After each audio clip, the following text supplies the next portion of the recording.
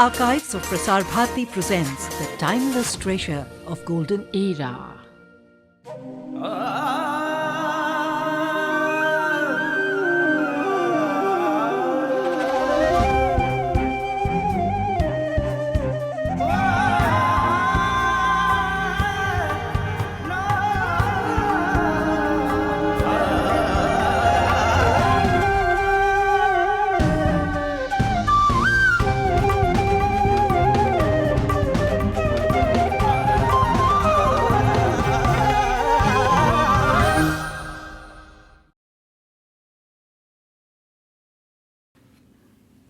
Over the past 31 years, I've had the joy of traveling repeatedly to many corners of this vast subcontinent that is India.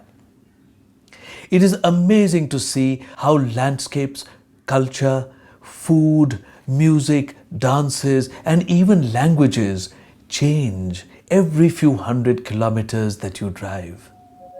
You see the highest mountains of the world, great seas, bountiful rivers, and best of all, a people whose thoughts and heritage go back a few thousand years. Join us on an enthralling journey. I am traveling again across the whole of India to bring you spectacular India.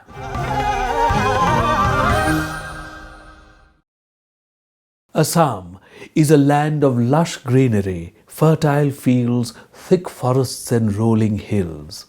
The mighty Brahmaputra, one of the great rivers of the world, flows through this verdant region along with her many tributaries.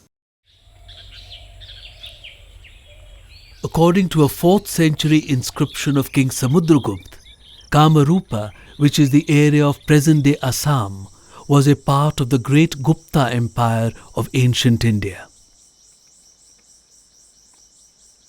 Besides the highest developments in science and philosophy, this was a flourishing time for art and culture.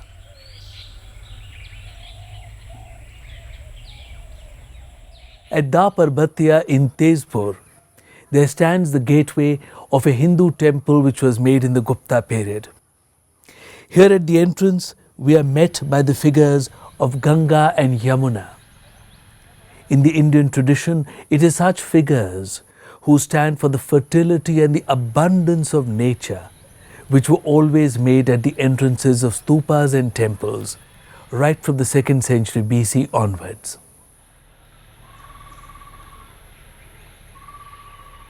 Since times immemorial, Assam has seen the development of some of the most refined branches of Indian thought and religion. Here, amid the beauty of the natural world, man's thoughts have constantly turned to the divine. In Indian thought, the world around us is a reflection of divine beauty. One of the most highly developed streams of Indian philosophy is the worship of Shakti, of which one of the greatest centers in ancient times was Assam. In this philosophy, Shiva is seen as the ideal, and his manifestation in the beauty of the world around is Shakti. Shakti is the active principle of the ultimate reality of Shiva. Shiva and Shakti are indivisible and one.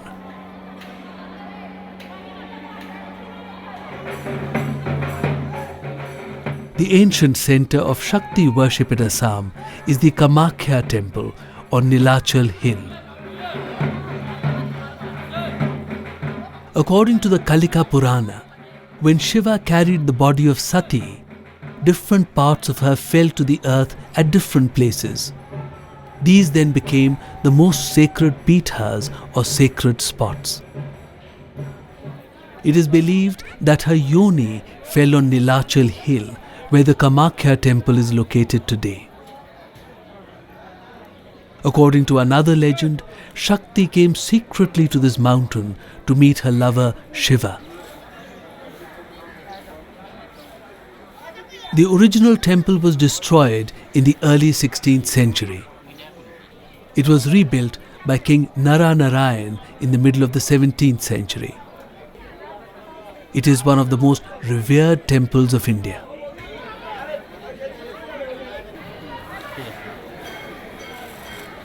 Shakti in the form of Devi continues to be worshipped in all parts of the northeastern plains.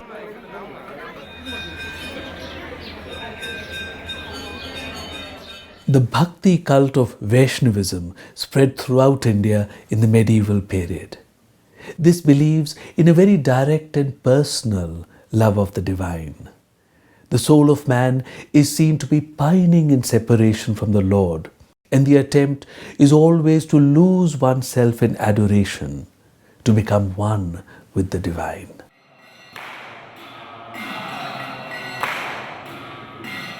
Throughout the whole of India, this led to the blossoming of a new religious culture in which poet-saints played a leading role. The 15th century saw the emergence of great saints including Ramanand, Kabir, Vallabhacharya, Namdev and Chaitanya.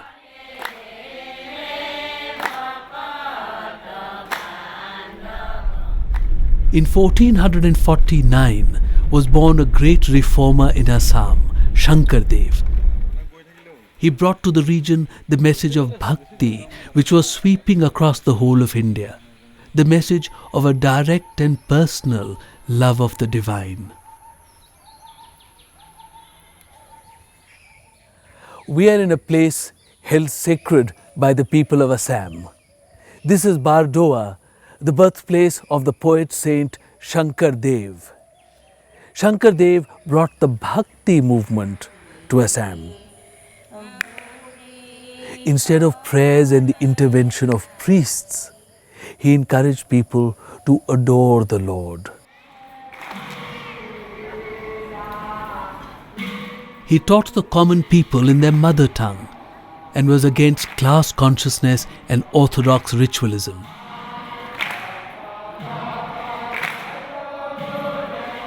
He believed that it was up to each individual to transform himself and to personally reach out with complete devotion and love to the divine. Shankardev established Satras or monasteries with Naamghars or halls for the singing of devotional hymns and songs. Here the devotees lose themselves in chanting the name of their Lord. Their entire consciousness is occupied by thoughts of Him.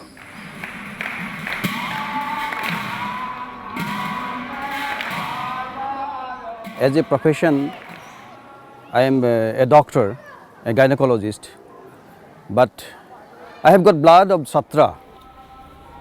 If you see, Manamana bhava mad bhaktu madjaji mang namaskuru. You be with me. The God Creator has said, you be with me, you surrender to me. I will give you everything, I will give you peace. First of all, you see yourself, who you are. First, self-analysis.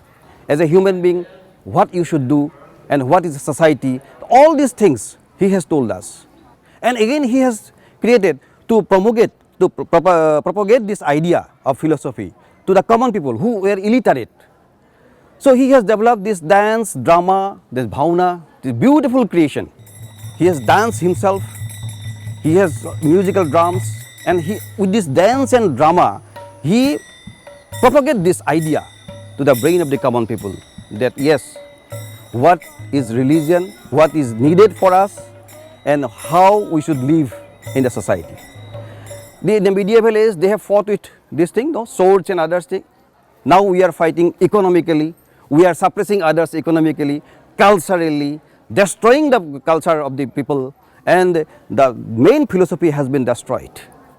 So in this particular situation, particular age, what I feel the philosophy of Mahapurush Srimanta Shankardev is very, very much essential for the betterment of the society, to have a peaceful world. People are living with fear. We have to, this thing now, they remove this feeling of fear from the people's mind, from the animal's mind. Jato jibo tato sivo. That means God is everywhere. We have to see God. We have to see God everywhere, in the living creatures, non-living creatures, everywhere. Shankardev created a vast following of people of all castes and classes. He preached a religion of complete surrender and devotion to the divine, who for him was Vishnu, known also as Narayan, Ram, Hari and Krishna.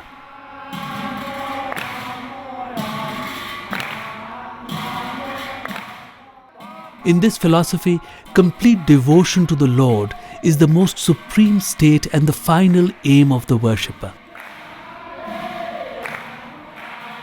Far more than even knowledge or salvation, his followers seek to remain in a perpetual, blissful state of complete surrender or bhakti.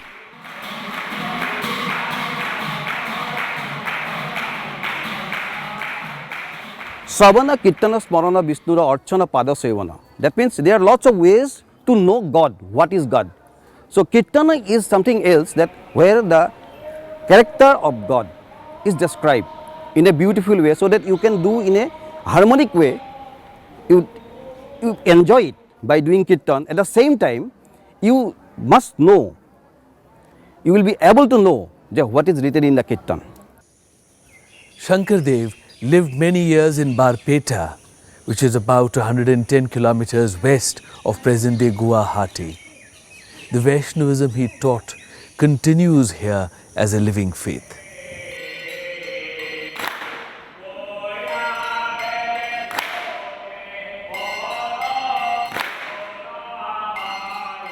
Beauty of the whole idea is brotherhood, universal brotherhood. सब भगवान है, सब में भगवान है, तो सबको एक तरह से देखो. ना कास्ट है, ना रिलीजन है, ना लैंग्वेज है, कुछ नहीं है. In the early philosophic traditions of India, coming from the Upanishads, there are no gods. There are deities. These deities are personifications of the qualities within us.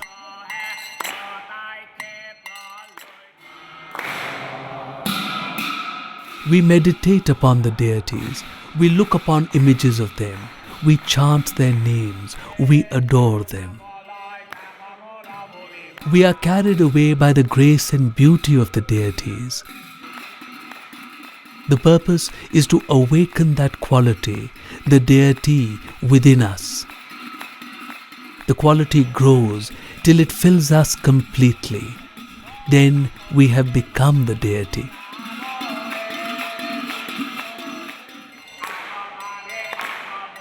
It is that state of purity, grace and peace that the followers of the bhakti tradition seek.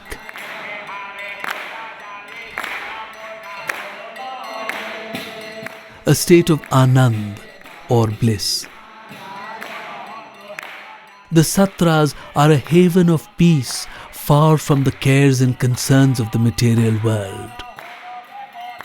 Away from the noise and confusions of our selfish desires and egos, here we may seek the joy to be found deep within. The island of Majuli is in the middle of the mighty Brahmaputra river. It is one of the largest river islands in the world. There are scores of Satras here, some of them even 500 years old.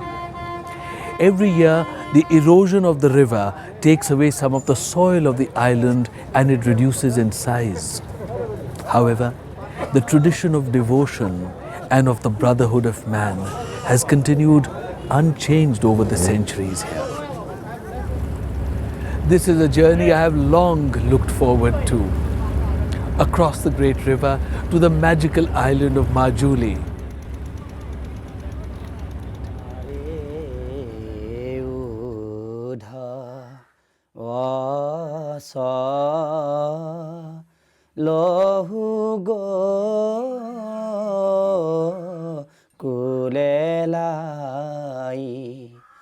आत्मेन्द्रिय प्रीतिशा ताके कहे काम, कृष्णेन्द्रिय प्रीतिशा धरे प्रेम नाम.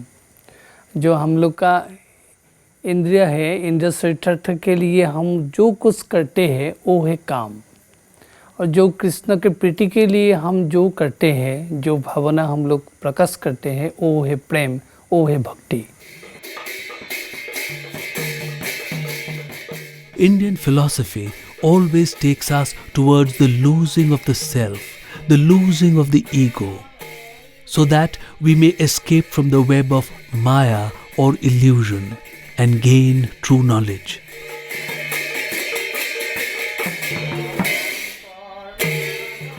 Vaishnava Bhakti in Assam preserves the tradition of dance and music in which we lose ourselves. When we are fully absorbed in the adoration of the divine, we lose our concerns in the day-to-day world.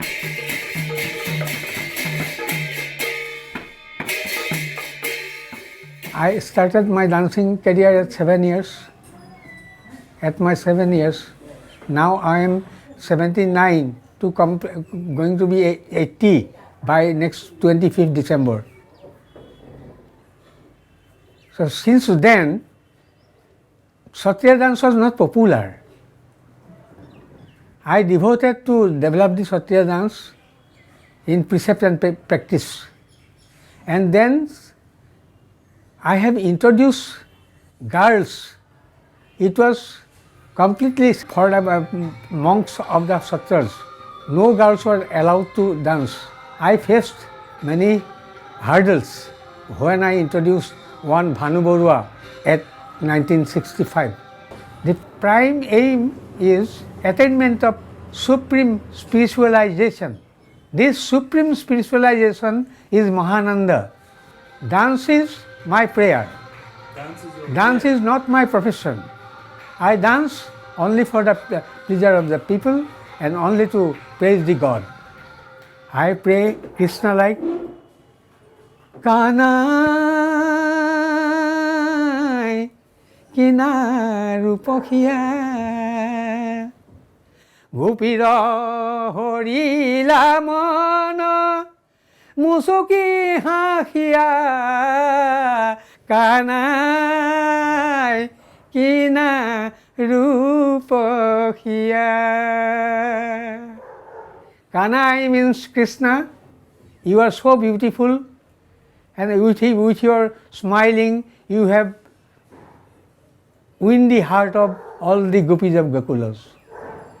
I'm Mr. Ananda Mohan Bhagavati's granddaughter. So I've been learning from Kshatriya dance from him since my childhood years. He has been training me and guiding me in this field. The rhythm of the instruments makes me feel enlightened from within. It's like I love dancing this dance. I can say I'm in love with Lord Krishna.